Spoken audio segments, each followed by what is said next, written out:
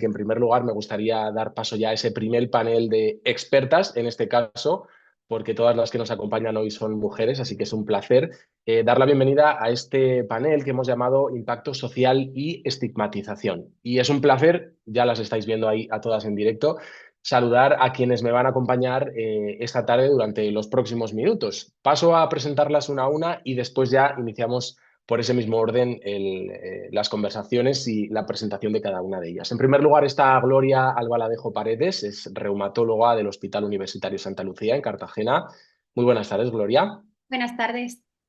También tenemos a Mar González Noriega, es doctora en psicología por la Universidad de Salamanca y profesora de ESIC University. ¿Qué tal, Mar? Buenas tardes. Hola, buenas tardes a todos. Bienvenida. También tenemos a Jessie Soto Paredes, ella es trabajadora social de la Coordinadora Nacional de Conartritis. Muy buenas tardes, Jessie, bienvenida. Buenas tardes. Un placer. Y también, por último, tenemos a Rocío Martínez Pérez, ella es trabajadora social también de Conartritis, en este caso en Madrid. Rocío, ¿qué tal? Buenas tardes. Buenas tardes. Bienvenidas a todas. Va a ser una charla yo creo que muy interesante, así que tomen nota quienes nos están viendo y escuchando, tanto desde España, recordamos, como desde el extranjero, que ayer nos llegaron incluso preguntas de Perú.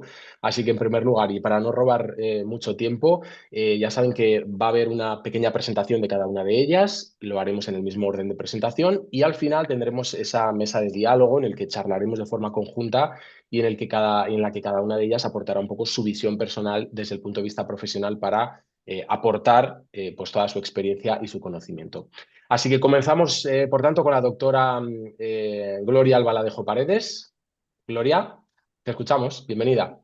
Muchas gracias, Fran, por la presentación y gracias a los organizadores de este congreso tan valioso también por contar conmigo.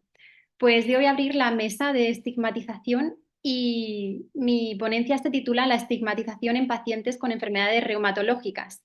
¿Influye la estigmatización en la enfermedad? Pues para hablar de estigmatización, yo creo que todos nos hacemos una idea de lo que significa estigmatizar. Pero, ¿qué dice la RAE? Y es muy interesante ver que estigmatizar significa marcar a alguien con hierro. También significa imprimir a alguien las llagas de Cristo, es decir, causar llagas. Y por otro lado, también significa afrentar, infamar, mancillar. Por lo tanto, vemos que pues, todos sus significados son muy negativos. ¿Y qué significa la estigmatización en pacientes? Pues significa que los pacientes pueden ser objeto de prejuicio, discriminación o aislamiento social debido a su diagnóstico. Y este fenómeno puede ser, por un lado, causado por la sociedad, externo, y por otro lado, interno o autoestigma. Y puede proceder también del propio paciente. La estigmatización interna, un ejemplo muy sencillo, sería pues una paciente con un reciente diagnóstico de artritis reumatoide, María, que tiene 45 años y que desde que le diagnostican su enfermedad, pues reduce su horario laboral y no solo eso, sino que reduce también sus salidas con amigos, su ambiente social. Y María empieza a decir cosas como, ya no sirvo para nada, no quiero que me vean así, soy una carga para los demás. Pues como vemos, estos son ideas que María ha adquirido como propias y que pueden llevar a que sienta depresión, ansiedad y a condicionarla mucho. Otro ejemplo de estigmatización, en este caso procedente de la sociedad, puede ser el caso de un médico de cualquier especialidad, no me meto ahí, que a lo mejor su paciente le dice que tiene muchos dolores o que tiene una determinada sensación de dolor y el médico pues le pide unas pruebas, estudia lo que él considera y ve que los resultados son normales. Un comentario muy inapropiado por parte del médico sería: quizás estás exagerando un poco los síntomas. A veces el estrés puede hacer que uno sienta más dolor del que realmente tiene. Vemos aquí en este comentario cómo el médico deslegitimiza el dolor del paciente y lo minimiza, ¿no? Porque es la experiencia del paciente. Por lo tanto, también respecto a la estigmatización hay que tener en cuenta las manifestaciones visibles de las enfermedades, que los médicos estamos muy acostumbrados a ver, pero a lo mejor en otros ambientes no, que pueden ser como las deformidades en manos, pues las afectaciones en piel, las afectaciones en uñas. Todo esto puede causar una percepción errónea de contagio o incapacidad y a nivel interno, a nivel personal, también puede causar vergüenza, evitación de situaciones sociales y aumento de la depresión y ansiedad. Pero no todo es visible, también hay muchísimas manifestaciones invisibles como son la astenia, el dolor crónico, la rigidez, y esto a nivel externo, a nivel de la sociedad, puede causar escepticismo y, como hemos visto, también escepticismo respecto a la legitimidad del dolor e incluso a veces, por desgracia, retrasos diagnósticos. A nivel personal puede ocasionar vergüenza, evitación de situaciones sociales y aumento de la depresión y ansiedad. Y se da un fenómeno muy duro en la estigmatización, que es la alienación social, y es que a veces los pacientes pueden tener el sentimiento de ser defectuoso o diferente, o el sentimiento de no pertenecer. Por tanto, ¿influye la estigmatización, este proceso que os acabo de presentar, en la enfermedad? Pues si tenemos en cuenta que la estigmatización afecta a la salud mental y que la salud mental afecta a las enfermedades inflamatorias, está más que demostrado, pues sí, por supuesto puede influir en la propia enfermedad. Las consecuencias de la estigmatización son muy variadas, como estamos diciendo, afecta a la salud mental, puede causar ansiedad, depresión, baja autoestima, vergüenza, el fenómeno de alienación social, afectar a la calidad de vida, aislamiento social, dificultad de relaciones y aquí voy también incluso a empeorar los resultados de la propia enfermedad inflamatoria. Esto puede empeorar las escalas de valoración que hacemos en práctica clínica debido a una percepción negativa de la propia salud del paciente, puede causar insomnio, estrés y llevar a un empeoramiento de la enfermedad, por lo que salud mental y enfermedad están muy relacionados. Conviene aquí recordar que el abordaje multidisciplinar de las enfermedades inflamatorias no es solo tratamiento médico, que es muy importante y necesario, pero además se sostiene de 4 pilares más y por eso a mí me gusta mucho recordar la metáfora de la silla. Para estar en equilibrio es necesario que el paciente pues tenga un sueño de calidad, la alimentación y los tóxicos, e incluyo aquí el tabaco y el alcohol, la actividad física y el ejercicio físico, que deben siempre formar parte del tratamiento de las enfermedades inflamatorias, y el ambiente social y emocional, y es aquí donde pues influiría la estigmatización. ¿Podemos predecir qué pacientes pueden sufrir estigmatización? Pues algunos artículos sí que tratan de abordar este tema, y este es un artículo muy interesante del año 2020 realizado en China, que realizan un estudio observacional mediante encuestas de estigmatización, que las hay, a pacientes con artritis reumatoide, y se dan cuenta de que factores de riesgo de estigmatización son aquellos pacientes que tienen mayor rigidez y mayor dolor, así como menor nivel educativo, y como factores protectores el apoyo familiar. Otro estudio, que en este caso es una revisión que trata de abordar enfermedades inflamatorias que afectan a la piel, como la psoriasis, también trata de ver qué influye en la estigmatización, en este caso interna o autoestigma, la que procede del propio paciente. Y se dan cuenta de que un factor de riesgo importante es el estigma social, las experiencias interpersonales negativas, las estrategias de afrontamiento, como la falta de aceptación de la enfermedad y la falta de apoyo social de nuevo. Y como factores protectores, en este caso, de nuevo, el apoyo social percibido y la aceptación de la enfermedad. Por lo que posibles intervenciones que desarrollarán mis compañeras de mesa son, en este caso, la aceptación personal de la enfermedad, teniendo en cuenta que aceptar no es rendirse al sufrimiento o al dolor, sino que es adaptarse y tomar las riendas de un nuevo cuidado personal, y el apoyo social por parte del ambiente del paciente. Y para finalizar mi ponencia, quería terminar con lo que es el antónimo u opuesto de estigmatizar, que en este caso es honrar, ennoblecer. Y nada me parece más noble que estas palabras de Jane Goodall, que es: solo si entendemos, podemos preocuparnos. Solo si nos preocupamos, ayudaremos. Solo si ayudamos, nos salvaremos. Y como conclusiones de mi ponencia, la estigmatización a pacientes afecta a la calidad de vida y procede tanto de la sociedad como de la propia perspectiva del paciente. La estigmatización tiene su origen en el desconocimiento y por ello una herramienta clave es el conocimiento, dar a conocer las enfermedades reumatológicas a la sociedad y a los pacientes. El tratamiento de las enfermedades inflamatorias crónicas requiere un abordaje multidisciplinar y el médico puede identificar signos de alarma de este proceso de estigmatización para ayudar a su abordaje. Y la bibliografía, y muchísimas gracias. Pues muchísimas gracias, doctora Albaladejo. Ha sido un placer escucharle. Gracias también por la brevedad, porque como al final somos tantos, así tenemos tiempo para que puedan hablar todas y que luego nos manden preguntas, que también va a ser muy, muy interesante. Les dejo ahora con Mar González Noriega, que como decíamos en la presentación, es doctora en psicología por la Universidad de Salamanca y profesora de ESIC University. Así que adelante, Mar, bienvenida. Buenas tardes. Hola, buenas tardes. Bueno, yo iba a continuar un poco la propuesta que planteaba Gloria, efectivamente sobre el concepto de estigmatización. Sí que me gustaría concretar algunos aspectos que tienen que ver con su vinculación con la dimensión emocional y personal y con algunas variables personales. Algunos efectos ya los ha comentado Gloria sobre los efectos que produce la estigmatización. Veremos algunas diferencias entre la interna y la externa. Veremos que hay cosas que todavía quedan por analizar y por valorar un poco dentro de la literatura en función de lo que comentaba la doctora, ¿no?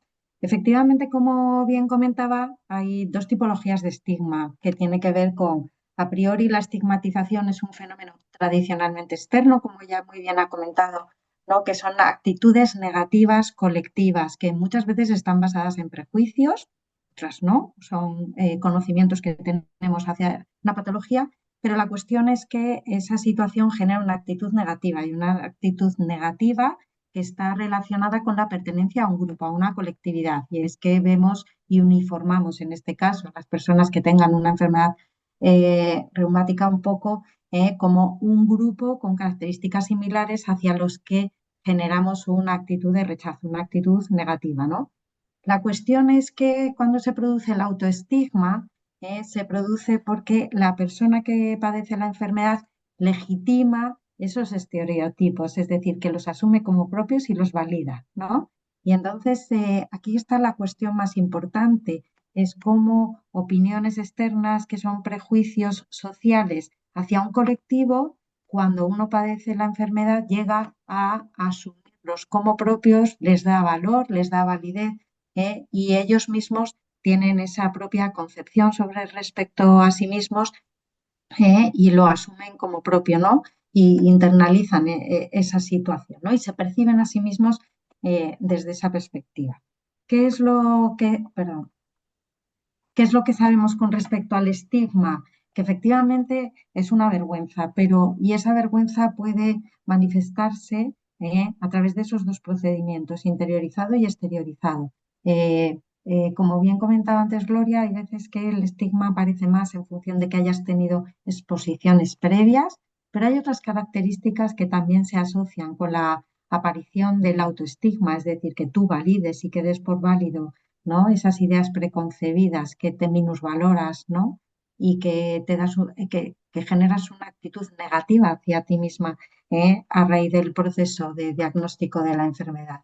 Y esto tiene que ver con una relación inversa que existe entre entre el autoestigma con G, ¿no? La estigmatización propia, el asumir que la estigmatización social la asumes en primera persona, con una baja autoestima y con dificultades en el empoderamiento.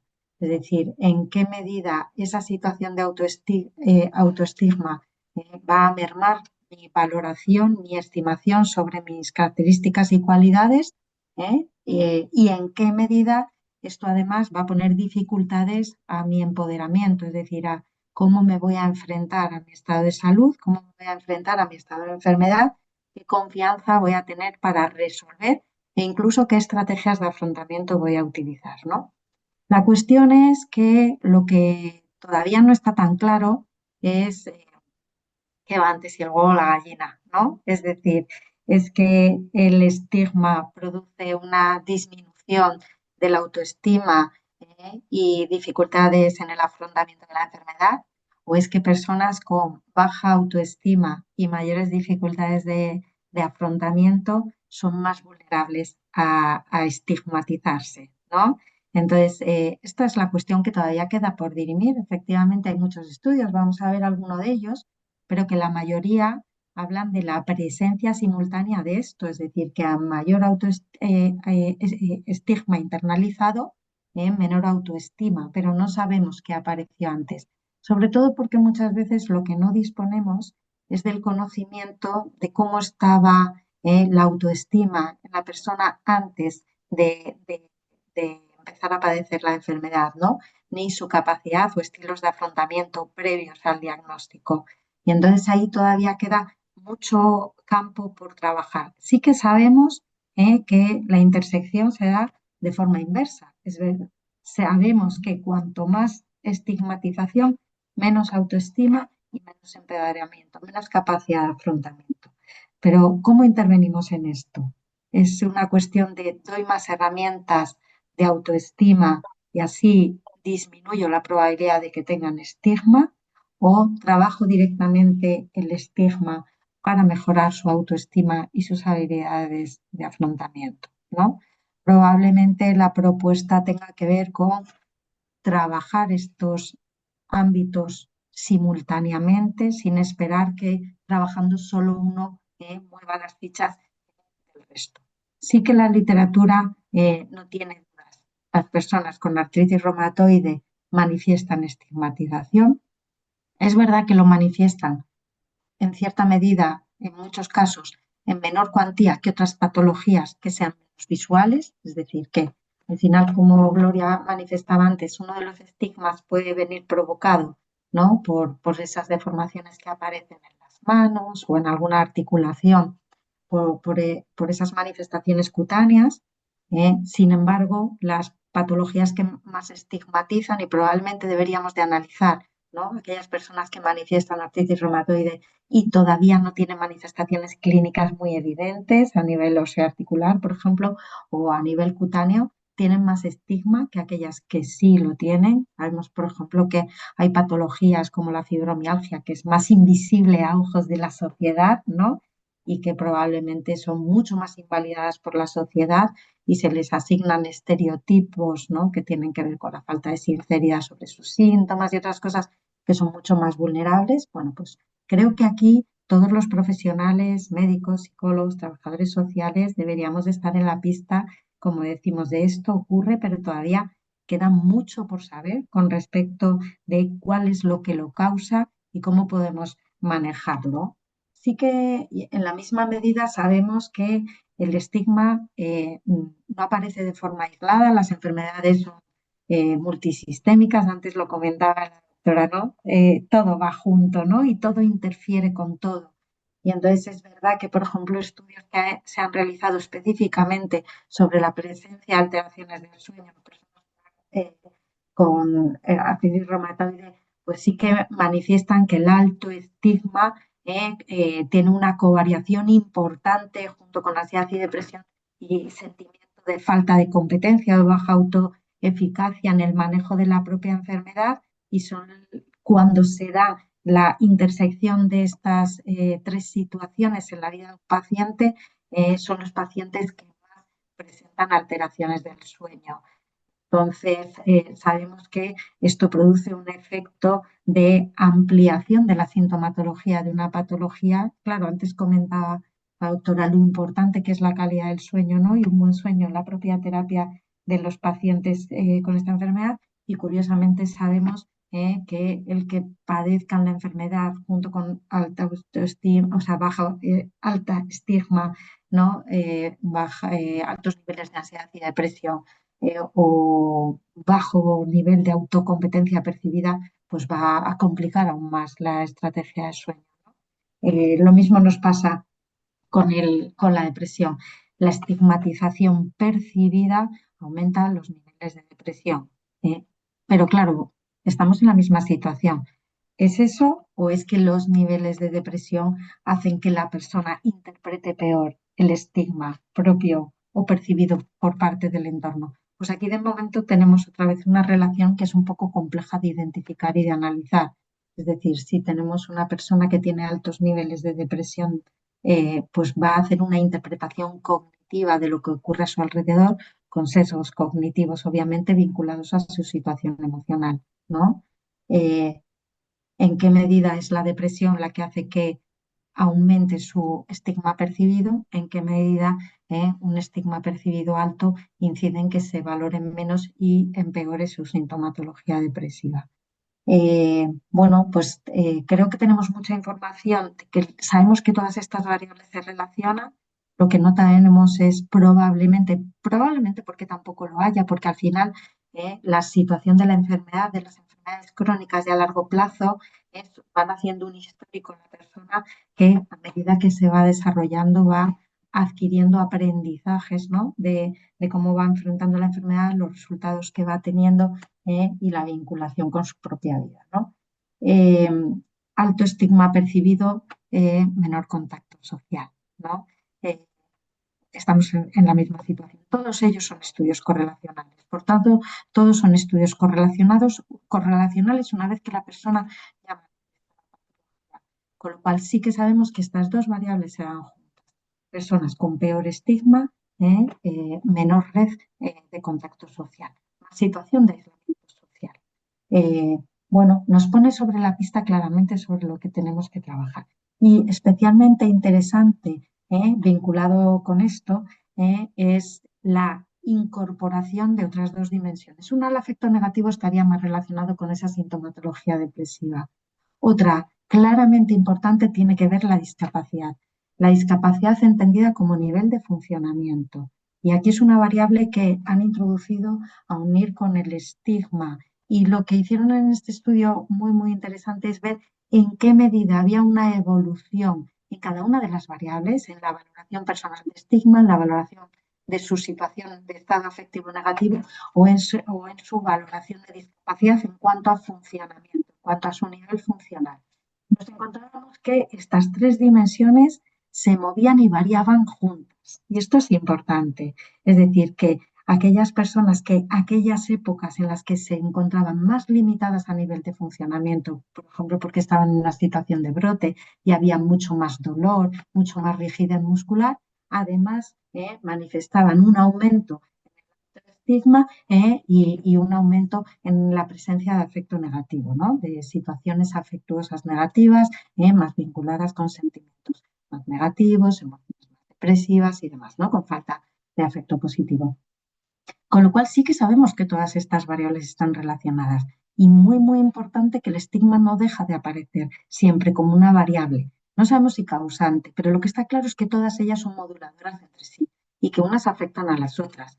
Y esto para los profesionales es muy importante porque nos pone en la base de que el tratamiento tiene que ser multidimensional y no podemos olvidar ninguna de estas variables. Ni siquiera podemos justificar que una causa a la otra. No, sabemos que sí todas las trabajamos, entre ellas se retroalimentan para modular una mejor situación frente a la enfermedad o un mejoramiento de su situación frente a la enfermedad, ¿no? Precisamente coincido con la doctora en ese estudio que creo que las dos hemos acabado en él por lo sumamente interesante porque es verdad que identificaba esos factores de riesgo, pero que especialmente hablaba de la historia familiar, ¿no?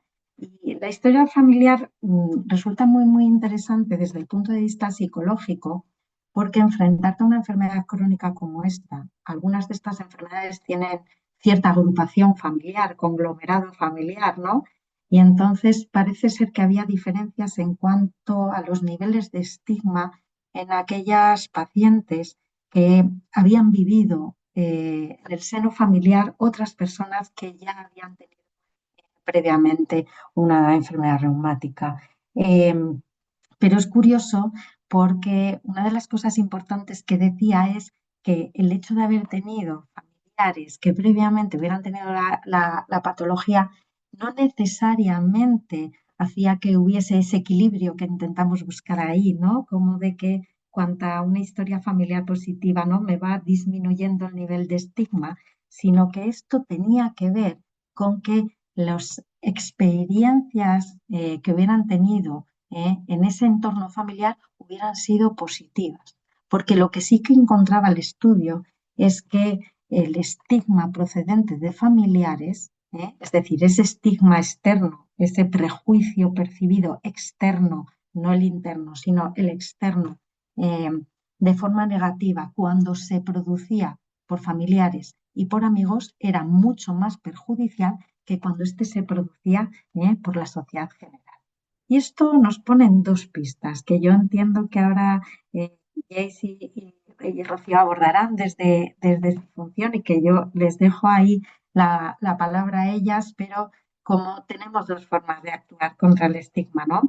Bueno, tres, pero en cuanto al estigma social, no al estigma individual o percibido, sino al estigma social, por un lado la sociedad general, cómo vamos a cambiar los prejuicios de la sociedad en general, pero luego cómo vamos a intervenir en familiares y en amigos, a sabiendas de que los estudios nos dicen que cuando la gente se enfrenta a un estigma social negativo, es decir, que les estigmaticen sus personas, o sea, sus personas cercanas, lo que deberían de ser sus redes de apoyo social, los efectos son mucho más devastadores que cuando el estigma lo producen personas más alejadas de su red de apoyo social, ¿no? Lo que sería la sociedad general. Y esto es importante, por eso es importante que sigamos avanzando en el conocimiento y que vayamos viendo vale, cuáles son nuestras líneas de intervención. Todas estas variables hay que trabajarlas, el estigma también. La red de apoyo social es importante, el cambio social es importante, pero ¿dónde están las prioridades en la actuación actualmente y hacia dónde debemos de dirigirnos para protegerles de qué cosas? Muchas gracias.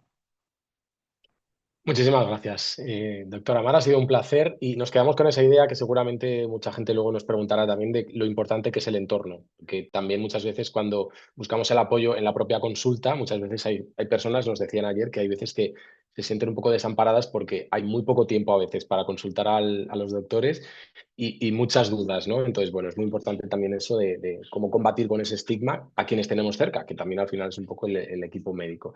Así que nada, enseguida, Mar, si le parece, escuchamos también un poco todo lo que nos han dicho los oyentes, los que nos están siguiendo y traslado las preguntas. A continuación, para no robar tiempo y que nos dé tiempo a todos con calma, va a intervenir Jessie Soto Paredes, que les recuerdo es trabajadora social de la Coordinadora Nacional de Artritis en Conartritis. Así que, Jessie, estamos deseando escucharte. Adelante.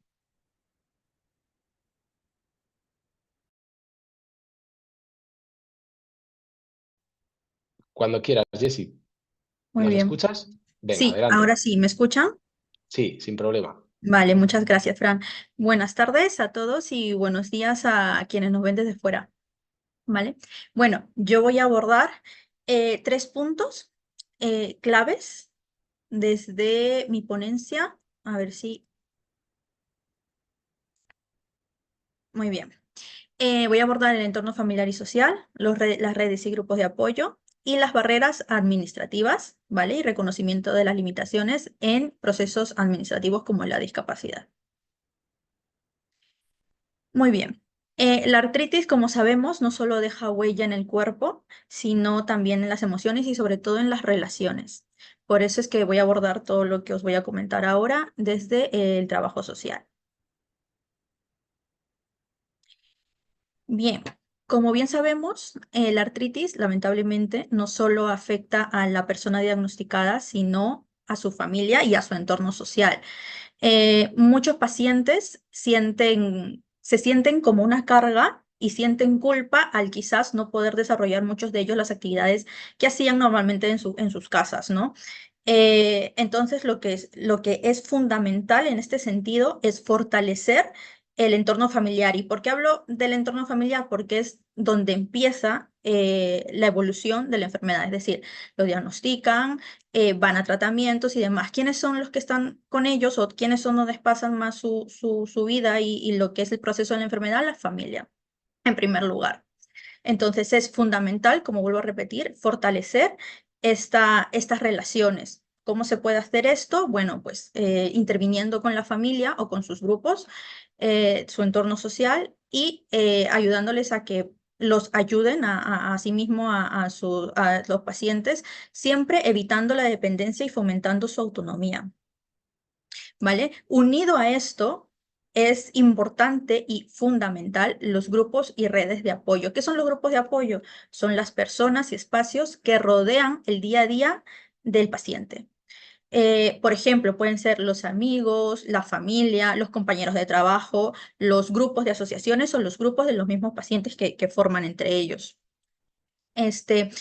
Normalmente muchas personas, ¿por qué es importante esto? Porque muchos pacientes, muchas personas de estas, se aíslan. Se aíslan, ¿por qué? Porque al hilo de que estaban diciendo mis compañeras, se sienten incomprendidos. ¿Por qué se sienten incomprendidos? Voy a poner ejemplos. En el mundo, en el entorno laboral, ¿vale? Independientemente en el rubro en el que esté cada paciente o en el que esté desarrollando su actividad laboral, todos tienen que ir a citas médicas, todos tienen que tomarse o aplicarse sus tratamientos. Uno puede amanecer un día bien, otro no, puede tener brotes que pueden durar un día, 2 semanas, meses quizás. Entonces esto los limita bastante en el sentido de laboralmente hablando, los limita desde coger una escoba, ¿vale? O desde doblar camisetas o poner copas o hasta estar en una oficina y levantar un ratón o teclear. Entonces, al estar limitados, lo que es su alrededor, su entorno, mm, no, quizás no les demuestran mucha comprensión, bueno, por falta de información, y estos no se sienten comprendidos, por lo que se aíslan, ¿vale? Entonces, ¿qué debe pasar aquí? ¿Qué tenemos que fomentar? Tenemos que fomentar una validación total de su experiencia y ayudarles a que estas personas puedan expresar con claridad sus emociones y lo que sienten a su entorno. Es fundamental también trabajar e intervenir con la familia. Muchas veces nosotros intervenimos con la familia, por supuesto, o con los grupos de amigos que muestran interés y pues ayudamos también a que ambos grupos se comprendan entre sí para sacar a bien este proceso de lo que es la enfermedad. Por otro lado, a ver. Por otro lado, tenemos, y a esto le sumamos, lo que es el proceso para pedir la discapacidad o incapacidad, ¿vale?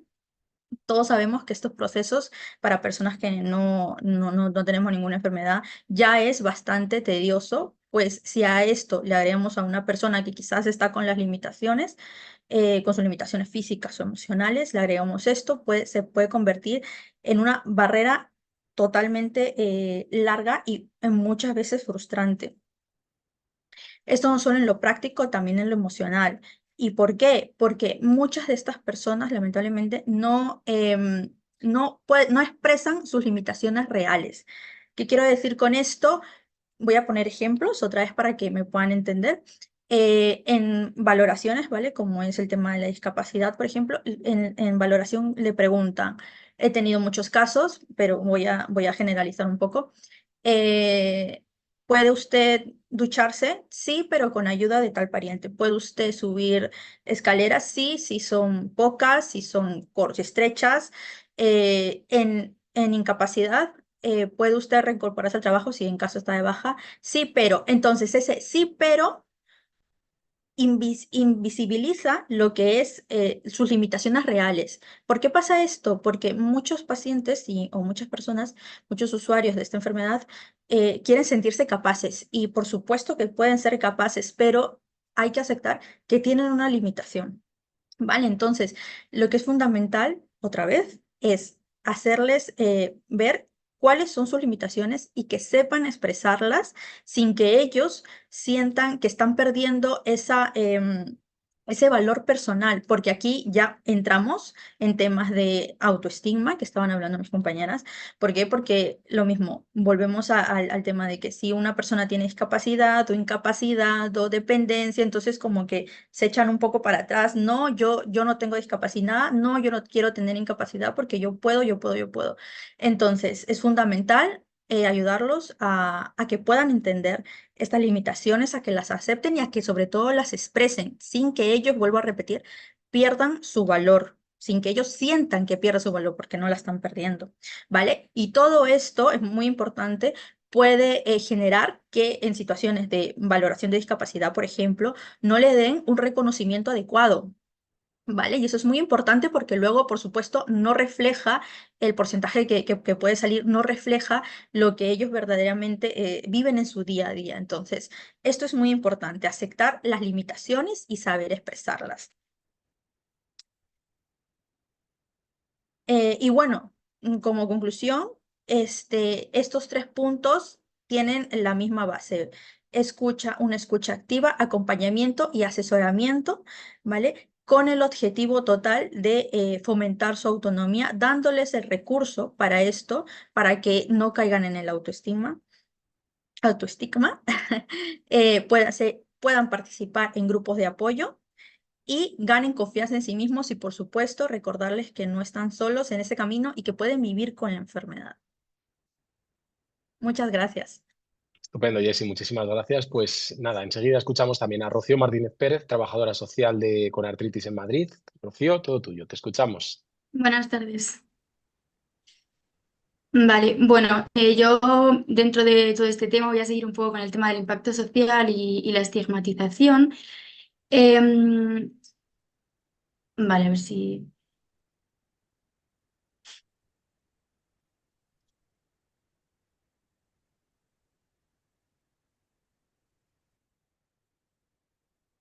Vale. Bueno, principalmente nosotros desde con artritis, en este caso con Artritis Madrid, con las personas que trabajamos son, bueno, con las personas que tienen artritis reumatoide, psoriásica, idiopática juvenil y espondiloartritis.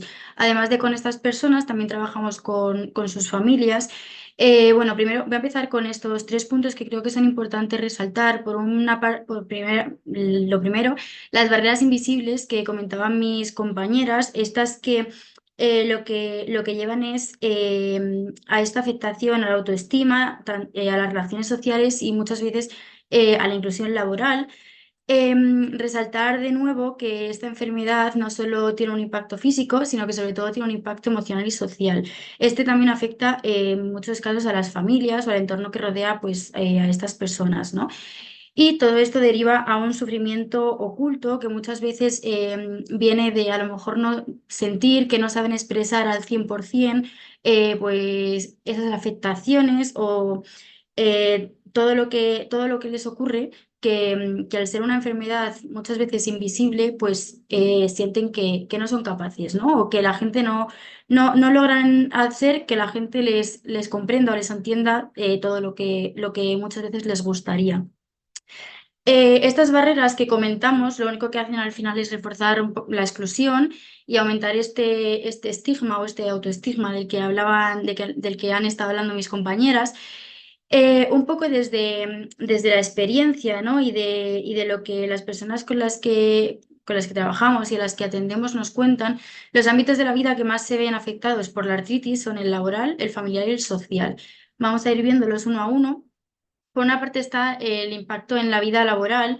Lo que más resaltan es el miedo a comunicar su enfermedad, muchas veces pues por todos estos prejuicios, por este no conocimiento, digamos, ¿no?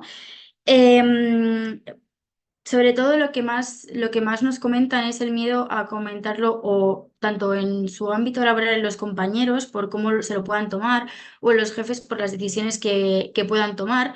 Todo esto pues deriva en la dificultad muchas veces de mantener el empleo, ¿no? Además de por todos estos prejuicios, este estigma, también muchas veces pues por las limitaciones que estas personas tienen, el no poder llegar a lo mejor al 100%.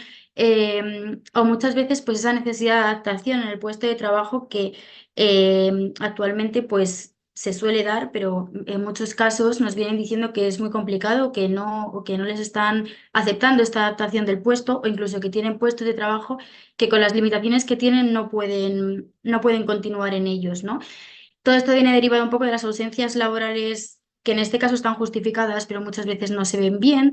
Y pues todo esto deriva al final en despidos o no contrataciones simplemente por decir que tienen esta enfermedad, ¿no?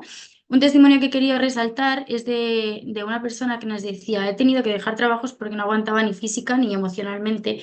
Y eso es un poco lo que decíamos antes de que muchas veces es más lo emocional que lo físico, pero al final todo es un cómputo y todo afecta, ¿no?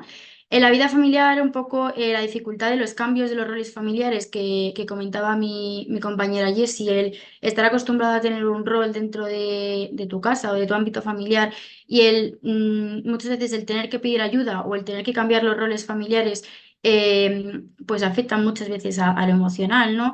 Esa sobrecarga de los cuidadores, de muchas veces que nos dicen, es que no sabemos, no sé si estoy ayudando lo suficiente, no sé si estoy sabiendo ayudar, no sé cómo acompañarle. Todo esto al final lleva a la dificultad de participar en las actividades familiares por las limitaciones y sobre todo lo que más resaltan es la dificultad de al hablar de su enfermedad por el sentirse que no van a ser 100% comprendidos o que no van a saber al 100% expresar lo que les pasa. El testimonio que quiero resaltar aquí es una chica que nos decía, intentan entender mi enfermedad, pero no saben cómo ayudarme y por ello muchas veces me siento una carga, ¿no? Entonces la importancia de siempre pues mostrarles que aunque muchas veces no se sepa ayudar o parezca que no sabemos ayudar o ellos piensan que es una carga, siempre como darles ese apoyo, ¿no? Que ese pensamiento aparezca lo menos posible. Y por último, en la vida social resalta mucho la reducción de la vida social y el ocio por el aislamiento y el aislamiento por dolor y fatiga. Y sobre todo se centra mucho en la falta de apoyo por falta de comprensión, lo que deriva muchas veces a la pérdida de amistades y o relaciones. Este es un ámbito que suele afectar mucho emocionalmente, ¿no? Esa pérdida, pues muchas veces de las personas que a lo mejor, de personas que llevamos toda la vida a su lado y que aparece una situación así y se alejan o no lo entienden. Entonces, en este caso quiero resaltar un testimonio de un chico que él prefería, en vez de verlo de forma negativa, lo veía como diciendo, no me voy a fijar en las personas que no se han quedado, sino que me voy a fijar en las personas que se han quedado y que siguen a mi lado y que me están apoyando y entendiendo, aun sabiendo la enfermedad que tengo y las limitaciones y que muchas veces pues a lo mejor no puedo seguir el ritmo de vida que llevan ellos. Entonces, bueno, volviendo un poco al tema de la estigmatización, yo quiero resaltar dos puntos que creo que son muy fundamentales en esta enfermedad y es que la artritis, la espondiloartritis, es lo que más resalta dentro de estas es que es una enfermedad invisible, que muchas veces, un poco lo que comentaban tanto Mar como Gloria, ¿no? Estas manifestaciones invisibles, que aunque haya muchas visibles, la mayoría son invisibles. Entonces, muchas personas vienen diciéndonos pues, que están escuchando la típica frase de, si yo te veo bien, ¿por qué no puedes hacer esto? ¿O por qué no puedes venir a este plan? ¿O por qué has dejado de hacer estas cosas? Y luego, por otro lado, una cosa súper importante es la creencia errónea de que es una enfermedad de personas mayores y, sin embargo, bueno, desmentir esto y es que esta enfermedad puede aparecer a cualquier edad y puede afectar tanto desde pequeñitos hasta ya mayores.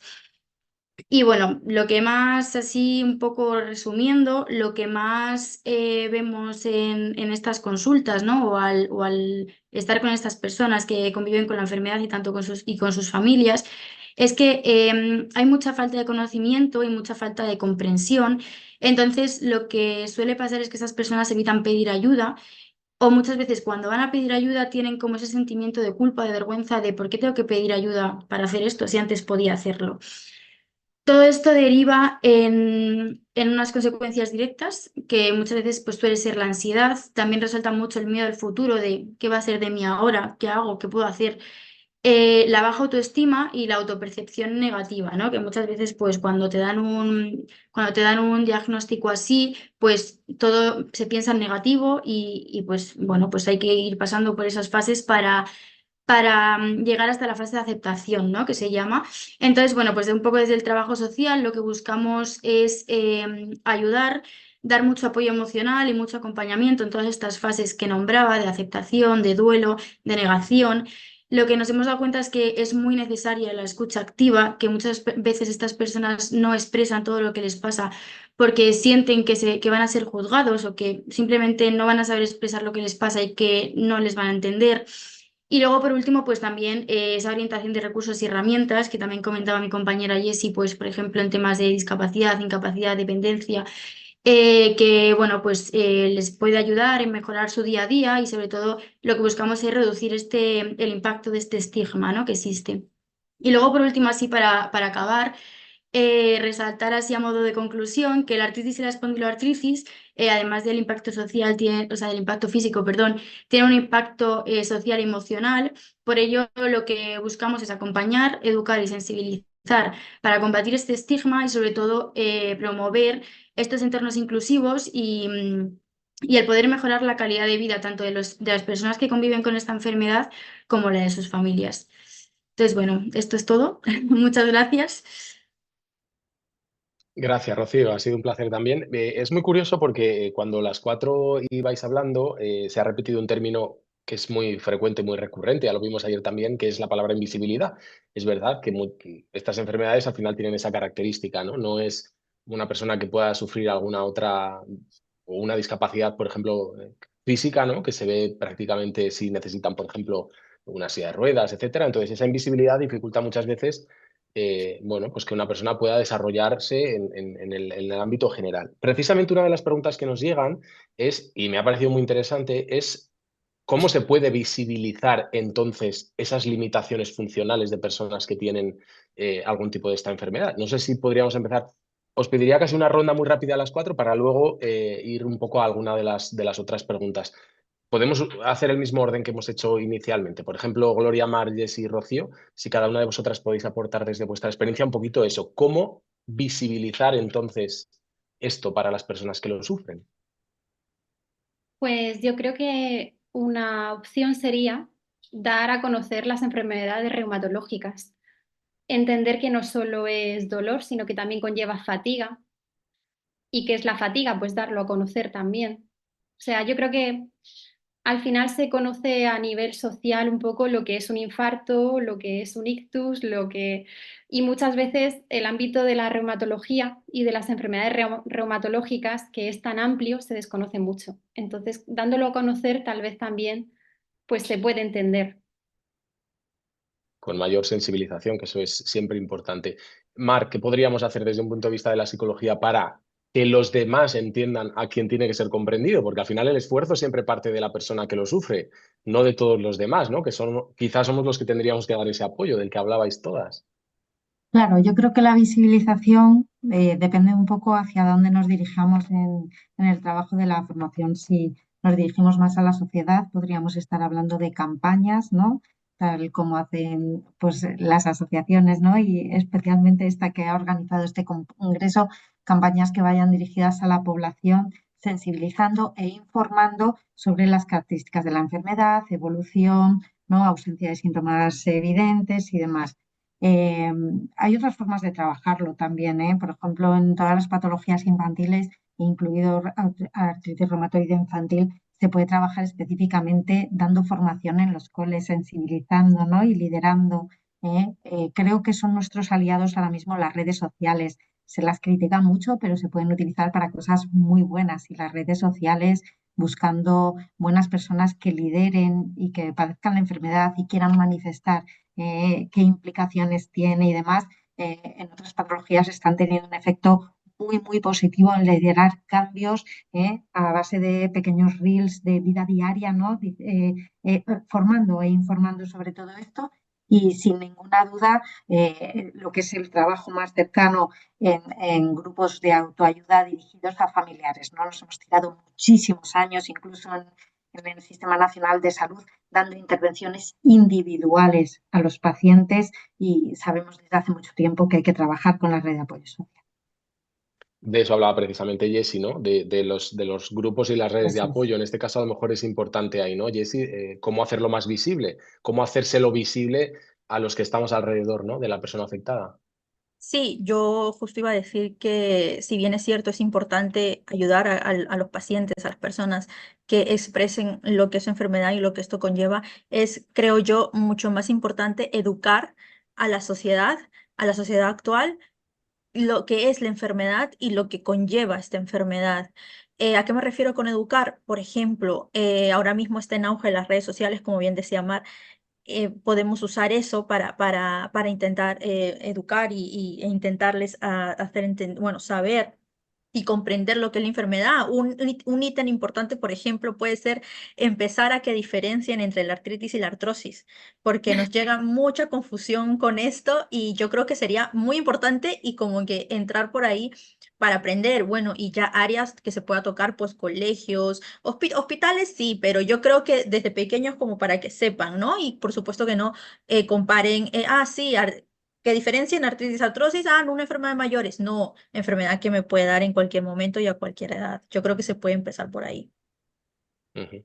Rocío, ¿qué más podríamos hacer? Sí, yo, bueno, un poco comparto todo lo que han dicho mis compañeras y también ellas se han centrado más en a lo mejor darle esa visibilidad desde fuera, ¿no? O directamente a la sociedad. Creo que las asociaciones y tanto los médicos y todo tenemos un papel importante para dar esa visibilidad, ¿no? Y esa información que muchas veces falta. Pero creo que también es importante trabajar con las propias personas que sufren estas enfermedades y que sean ellas mismas las que se quiten como esa barrera o esos, que dejen de pensar en esos prejuicios a lo mejor que tiene la gente, ¿no? Y en vez de pensar tanto en, es que hay muchos prejuicios, no lo van a entender, en vez de pensar tanto de forma negativa, como, digamos, empoderarse y a lo mejor, pues desde ellos mismos empezar este cambio, ¿no? Y pues desde los profesionales ayudarles a esto y animarles a que pues lo transmitan tanto a sus familiares como grupos de amigos, empezar a lo mejor desde los grupos más pequeños, pues a concienciarles y simplemente hacerles conocer, ¿no? ¿Qué es esta enfermedad? ¿Qué me pasa? ¿Qué veo que me pasa que vosotros a lo mejor no sois capaces de ver o os cuesta más ver por qué pasa esto? Y así yo creo que en grupos pequeños también al final se acaba llegando a grupos grandes. Hablábamos precisamente de los entornos y claro, donde pasamos mucho tiempo es en el trabajo, que es también un entorno en el que o al que se tienen que enfrentar muchas personas. Y con respecto a esto nos llegaba precisamente una pregunta que también lanzo un poco para que cualquiera de las cuatro nos pueda contestar, porque nos dicen, claro, ¿cómo se puede establecer una normativa laboral para la adaptación del puesto de trabajo? Porque en muchas ocasiones ni siquiera el paciente a lo mejor se atreve a decirlo, ¿no? O nos pregunta también qué tipo de reivindicaciones hay que poner en marcha desde, por ejemplo, las asociaciones de los afectados o incluso si hay estudios realizados sobre medidas de adaptación laboral, si se puede exigir de alguna manera y cuándo se puede exigir en el trabajo. No sé si quizá a lo mejor aquí Jessy o Rocío nos pueden hablar un poco de esa adaptación. Bueno, yo los casos que he tenido, gracias a Dios, no han sido severos. Normalmente lo que yo informo a mis usuarios es que siempre hay que mantener un hilo, un ámbito como de paz, vamos a decirlo, tratar de no pelear con la empresa. Lo que yo les aconsejo es, bueno, que hablen, que digan que ellos tienen sus informes y diagnósticos y demás como para ir a, por ejemplo, recursos humanos y ver qué es lo que se puede hacer en caso de, yo qué sé, de que puede faltar, de que un acondicionamiento de su puesto laboral. Lamentablemente, y lo que es la realidad, muchos de esos trabajos no se adaptan, ya sea por parte de la empresa o porque lamentablemente no se puede adaptar, ¿vale? Como por ejemplo, te pongo un ejemplo, es un camarero, ¿vale? ¿Cómo se adapta a eso? Se baja sus horas laborales y cuánto cobra. Entonces es bastante complicado el tema, no es tan fácil como decir, vale, vamos a hacer esto, esto. Por supuesto, seguimos unos pasos para que pueda tener esa facilidad o esa viabilidad. Está el tema de la discapacidad, está el tema de la incapacidad que lo puede aplicar, pero no es tan, no es tan, sí, no se sigue tan al paso de la letra. Entonces, no se sigue al pie de la letra, perdón. Entonces, ¿qué se puede hacer? Hasta que salgan ciertos recursos y ciertas herramientas como son, en este caso que acabo de mencionar, la incapacidad que te ayuda a condicionar tu puesto de trabajo, pues es tomando iniciativa con la empresa, a que haya una buena comunicación y que por ambas partes puedan ceder para llegar a un bien para la persona, sobre todo porque un cambio laboral o un acondicionamiento de tu puesto de trabajo no es algo porque la persona quiera, sino es algo necesario y para la salud. Ujú. Rocío, ¿en algún caso te has encontrado con algo así en la que la persona ha tenido que, entre comillas, enfrentarse a la empresa para que le adapten el puesto? A ver, yo la verdad es que las experiencias las he tenido bastante parecidas a lo que decía Jessie, de han llegado personas que pues su trabajo, como decía Jessie, a lo mejor camarero o a lo mejor personas que trabajaban en la obra, por ejemplo, son trabajos que no se pueden acondicionar, digamos, o no se puede cambiar el puesto. Pero bueno, sí llegan casos tanto de personas que dicen, mira, lo he solicitado o he llevado mis informes a, pues en este caso, a recursos humanos, o he hablado con quien he tenido que hablar y sin problema, me lo han acondicionado súper bien, pero también nos llegan casos y la verdad es que suelen ser más que de los otros, de que eso, que a lo mejor llegan y dicen, o no me lo están concediendo, siendo posible, o me da miedo, ¿no?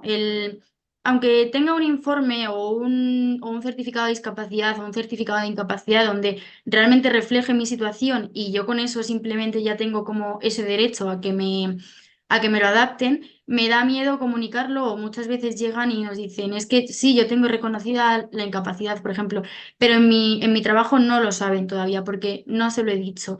Entonces muchas veces viene más del miedo de si yo comunico que me pasa esto, cuál va a ser la reacción